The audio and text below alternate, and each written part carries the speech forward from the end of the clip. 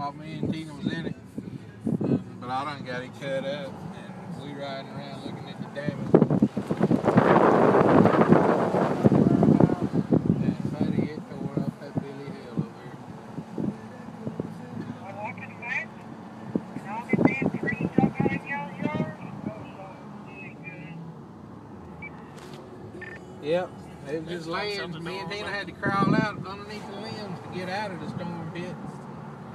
But we're lucky compared to what I mean, these folks ain't a quarter of a mile from our house. It has tore up. We're riding through it now. You see that? Look at the... Yeah, I was watching the Look at it in the power line. talking about center points up in Roebuck. There's a lot of damage everywhere. I don't know what Maplesville looks like, but they were talking about it tore Maplesville up.